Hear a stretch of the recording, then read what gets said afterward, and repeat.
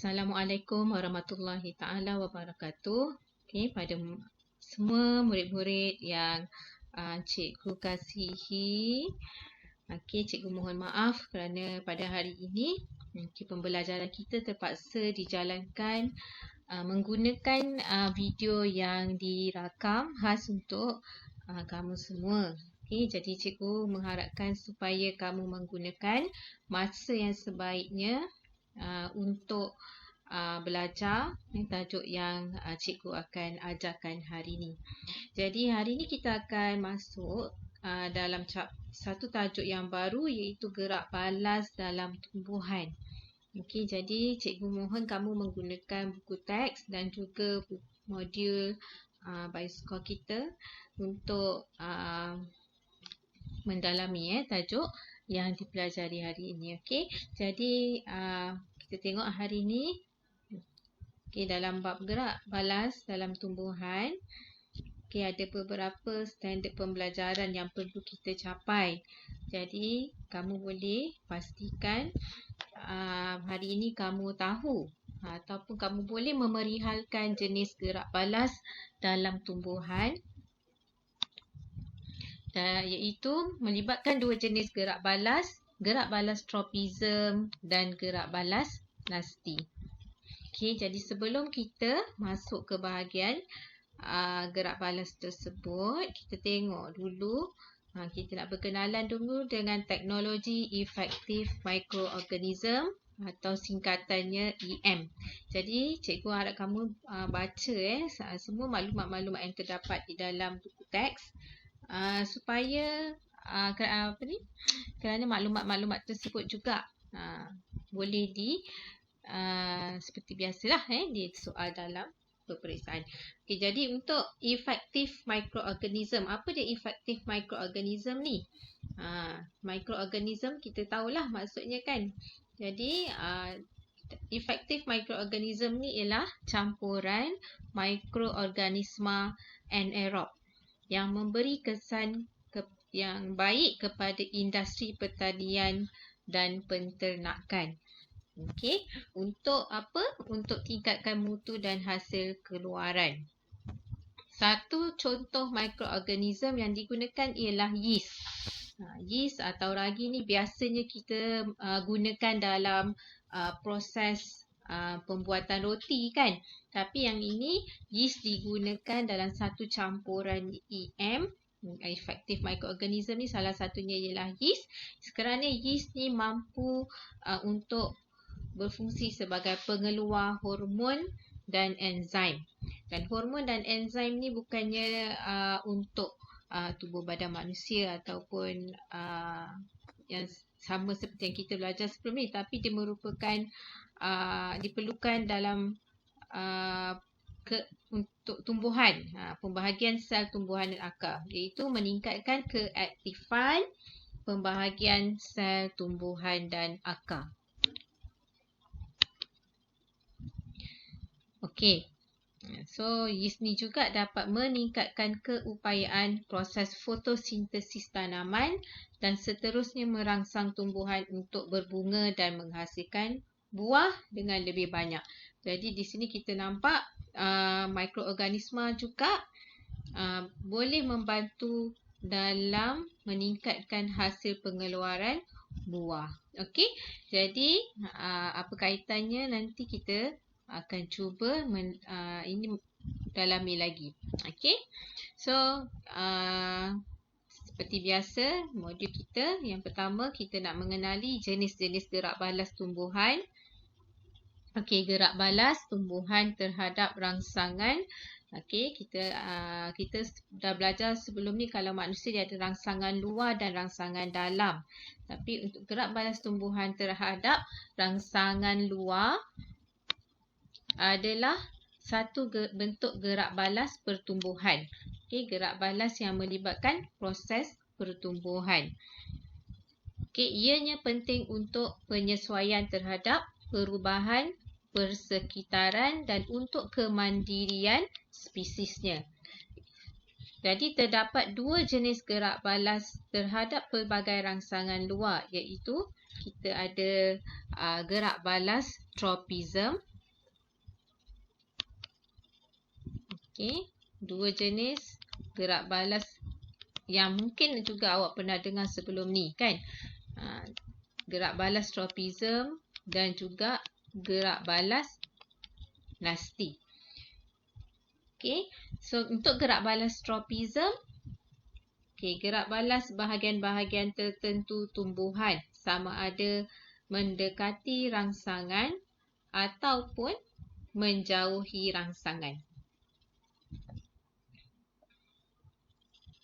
Okey, so ciri-ciri gerak balas tropism ni dia merupakan melibatkan pertumbuhan untuk mendekati arah rangsangan. Jadi dalam gerak balas tropism dia ada melibatkan arah rangsangan.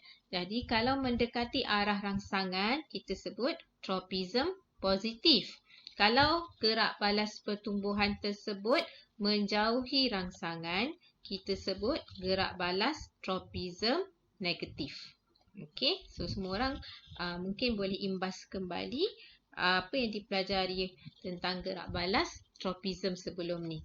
Okey, arah gerak balas pula bergantung kepada arah rangsangan. Ada yang mendekati, ada yang menjauhi. Jadi gerak balas tu adalah bergantung kepada arah rangsangan dan proses pertumbuhan ke arah rangsangan atau menjauhi rangsangan tu dia berlaku dengan perlahan. Jadi mata kita ni tak boleh nampak. Tidak boleh nampak pergerakan tumbuhan tu bergerak ke arah rangsangan. Contohnya kalau tumbuhan tu tumbuh ke arah cahaya. Jadi kita mungkin nampak hasilnya selepas beberapa lama lah. Tapi proses pergerakan tu kita tak nampak. Maka kita sebut dia berlaku secara perlahan dan pergerakan tu tidak jelas. Gerak balas tersebut tidak jelas. Walau bagaimanapun, gerak balas tersebut sebab dia melibatkan pertumbuhan, maka gerak balas tersebut akan kekal dan proses tersebut mestilah dipengaruhi oleh hormon. Jadi mungkin ada perkara-perkara baru yang sebelum ni awak tak jumpa lagi dalam tajuk yang melibatkan gerak balas tropism. Jadi cikgu nak awak perhatikan apa maklumat-maklumat baru yang awak dapat dalam bahagian ini. Okey. So kita ada pelbagai jenis gerak balas tropism berdasarkan jenis rangsangan. Okey, mungkin ada yang pernah dengar fototropism. Mestilah pernah dengar kan fototropism, thigmotropism, chemotropism, hydrotropism dan juga geotropism. Okey, untuk fototropism merupakan gerak balas yang melibatkan rangsangan cahaya. Kalau foto, kita ingat cahaya. Jadi kalau untuk tumbuhan, bahagian tumbuhan yang bergerak balas terhadap rangsangan cahaya sudah tentulah bahagian pucuk tumbuhan. Okey, yang kedua ialah thigmotropism. Thigmotropism adalah melibatkan rangsangan sentuhan dan bahagian tumbuhan yang terlibat ialah bahagian sulur paut. Okey, so kita tengok dekat sini. Okey, thigmotropism merupakan gerak balas pertumbuhan terhadap sentuhan. Bahagian dia adalah sulur paut. Jadi kalau biasa kita tengok jenis-jenis tumbuhan seperti pokok bunga seri pagi. Jadi awak kena tahulah nama-nama tumbuhan ni. Okey, dia ada bahagian yang kita sebut sebagai sulur paut dan sulur paut ni akan melilit. Dia akan melilit. Kalau dia jumpa tiang ke pagar ke, bahagian tu akan melilit pagar tersebut. Okey, tujuan dia untuk memanjat lah kan. Okey, untuk mendapatkan sokongan dan seterusnya untuk mendapatkan cahaya matahari. Jadi dia mendapatkan sokongan dengan melilit atau memanjat bahagian pagar ataupun tiang tu. Okey, yang ketiga ialah chemotropism, melibatkan rangsangan bahan kimia. Chemo ialah bahan kimia dan bahagian tumbuhan yang terlibat adalah akar. So contohnya baja kan. Baja ni adalah bahan kimia. Jadi rangsangan yang terlibat adalah jenis gerak balas yang terlibat ialah chemotropism. Yang keempat ialah hydrotropism yang melibatkan rangsangan air, juga melibatkan bahagian akar. Dan yang kelima ialah geotropism, melibatkan rangsangan tarikan graviti, dan bahagian tumbuhan yang terlibat ialah juga pucuk dan akar. Okey, jadi boleh namakan jenis gerak balas bagi gambar yang berikut berdasarkan pilihan jawapan yang diberikan. Okey, kita ada pokok anggur, ros Jepun, bunga tulip, periuk kera, semalu dan daun petai. Jadi kita tengok gambar dekat sini, thigmotropism melibatkan gerak balas terhadap sentuhan. Okey, struktur tumbuhan yang terlibat adalah sulur paut. Jadi kenapa dia sulur paut? Dia akan berpaut pada objek seperti kayu. Okey, gerak balas geotropism ialah rangsangan tarikan graviti untuk akar. Okey, dia tunjuk gambar tumbuhan ni. Kenapa dia tunjuk yang ini? Sebab dia nak tunjukkan daun yang ada pucuk dan juga akar dekat bahagian bawah ni. Jadi pucuk akan tumbuh ke atas. Okey, bila dia tumbuh ke atas, dia melawan tarikan graviti. Jadi kita sebut dia menjauhi rangsangan. So dia geotropism negatif. Untuk pucuk menunjukkan geotropism negatif. Untuk akar geotropism positif. Okey. So gambar yang ketiga ialah rangsangan air. Okey, air jenis gerak balas dia hydrotropism. So bahagian tumbuhan yang bergerak balas terhadap rangsangan air ni ialah bahagian akar. Sudah tentu bahagian akar. Jadi akar tumbuhan ni akan tumbuh ke arah air. Okey. Dan yang seterusnya ialah phototropism, merupakan gerak balas terhadap rangsangan cahaya. Okey, jadi pucuk akan tumbuh ke arah cahaya. Jadi kita sebut pucuk ni phototropism positif kerana tumbuh ke arah cahaya. Dan yang kelima ialah chemotropism, gerak balas terhadap bahan kimia. Contohnya nampak dia letak baja dekat sini, maka akar akan menunjukkan chemotropism positif apabila tumbuh ke arah garam mineral yang ada dalam baja. Okey.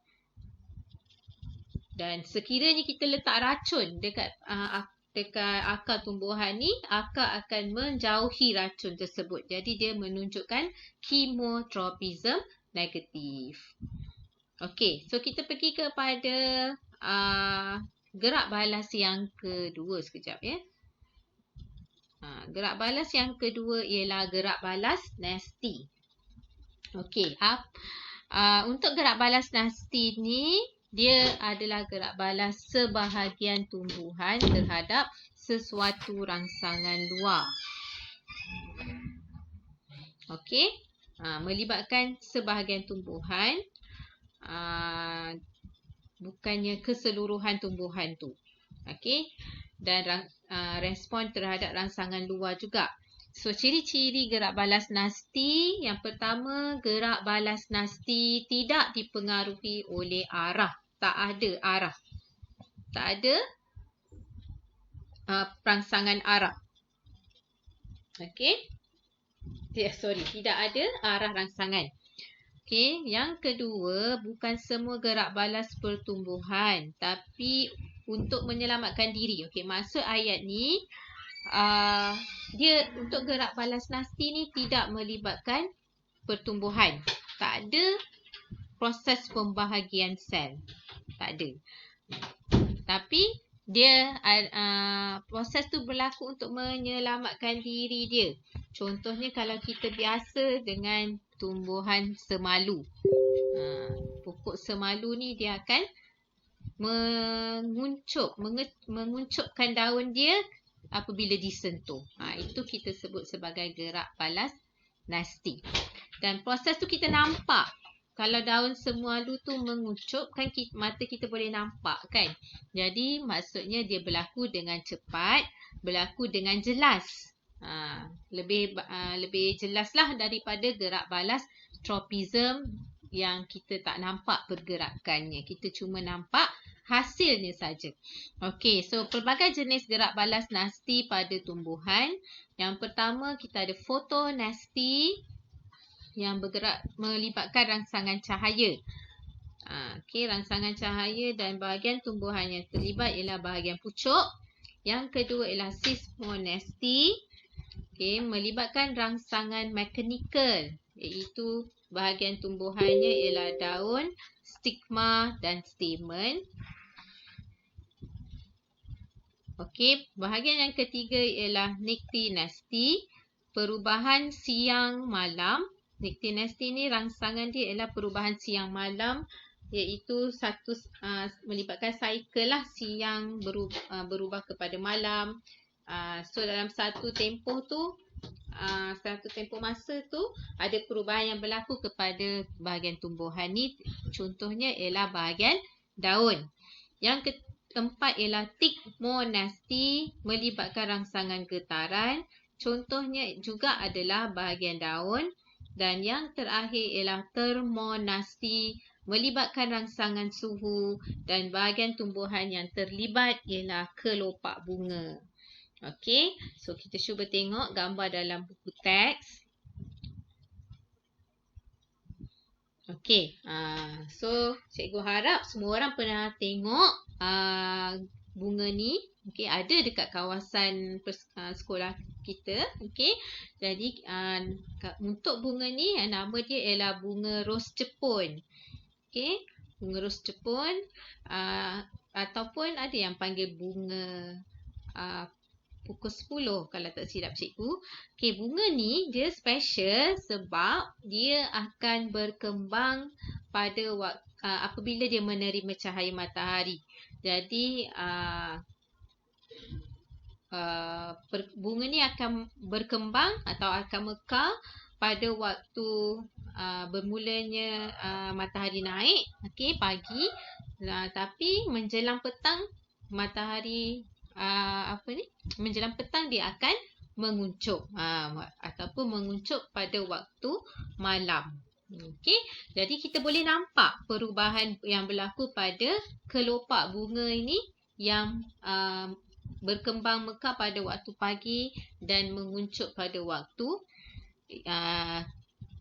malam yang tiada cahaya. Okey, so gerak balas nasti untuk bunga ni ialah fotonasti. Okey. Kemudian kita ada seismonasti yang cikgu dah sebut tadi, iaitu pokok semalu. Pokok semalu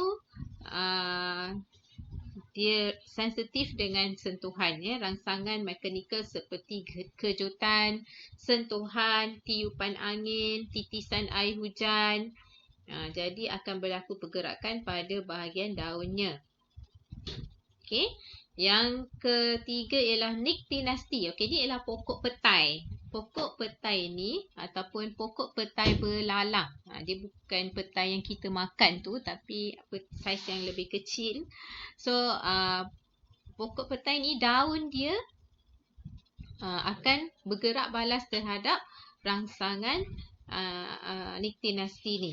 Okey, so kita ada nama yang khas dekat sini. Niktinasti merupakan gerak balas ritma sirkadian. Okey, ritma sirkadian tumbuhan terhadap keadaan gelap. Okey, biasanya daun pokok petai ni dia akan menguncup pada waktu malam dan kembali terbuka pada waktu siang.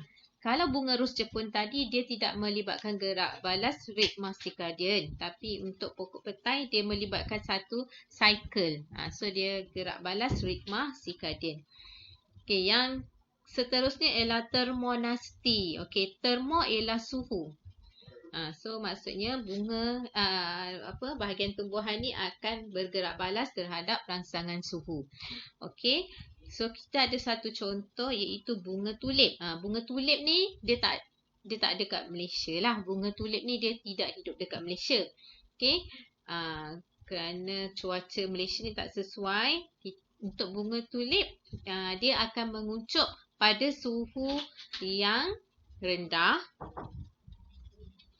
Dan apabila suhu meningkat, berlaku kenaikan suhu, dia akan berkembang. Okey, bunga tulip. Dan yang terakhir sekali ialah Thigmonasty. Okey, tahu kan perangkap tumbuhan perangkap lalat Venus. Okey, Thigmonasty merupakan gerak balas tumbuhan terhadap getaran. Jadi untuk pokok perangkap lalat Venus ni, Venus flytrap ni, apabila serangga masuk dekat dalam bahagian tumbuhan ataupun perangkap tersebut, kita sebut sebagai picture kan. Okey.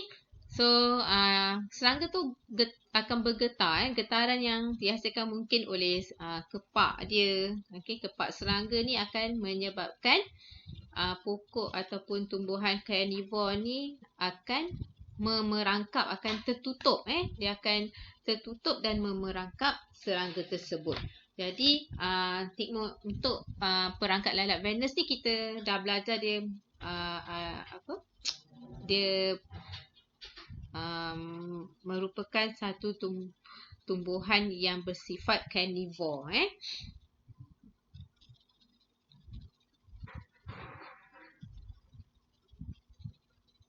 Okey. So kita dah selesai dengan tajuk 5.1, tapi kita ada bahagian kat sini yang untuk kita lengkapkan, iaitu lengkapkan jadual perbezaan antara gerak balas tropism dan gerak balas nasty. Yang pertama, tropism. Antara gerak balas tropism dengan gerak balas nasty ni, tropism adalah satu gerak balas yang melibatkan proses pertumbuhan, manakala gerak balas nasty bukan gerak balas pertumbuhan.